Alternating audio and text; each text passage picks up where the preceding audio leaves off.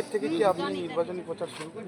আমাদের নির্বাচনী প্রচার দেখুন আগে থেকে শুরু হয়ে গেছে, কিন্তু আজকে আমি বিনপুর বিধানসভায়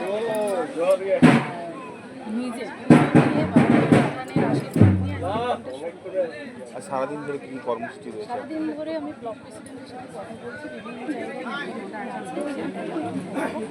আজকের পর থেকে আমরা কর্মসূচি করছি।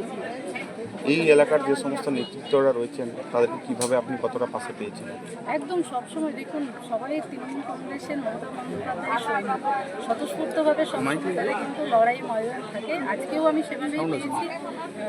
আমরা তৃণমূল কংগ্রেসের কর্মীরা একটু কোথাও মাটি ছাড়তে রাজি নই, কারণ চতুর্থবারের জন্য মমতা বন্দ্যোপাধ্যায়কে আমরা মুখ্যমন্ত্রী পদে দেখতে চাই এবং আমরা সেই জায়গাটা অবশ্যই 4টে বিধানসভা আমাদের 4টে বিধানসভা মমতা বন্দ্যোপাধ্যায়ের নামেই থাকছে। প্রথম দিন কর্মীদের কিরকম উচ্ছ্বাস দেখছেন? আপনারাই নিজেরা দেখছেন, এসেছেন, আপনারা ছবিও তুলছেন, আপনারাই সাক্ষী, আমাকে বলতে হবে। এবং ঝাড়গ্রাম বিধানসভা থেকে বিনপুর বিধানসভাতে আপনি প্রার্থী হয়েছেন, এবারে কোথাও কি লড়াইয়ের ময়দানের মধ্যে কিছু চ্যালেঞ্জ মনে করছেন?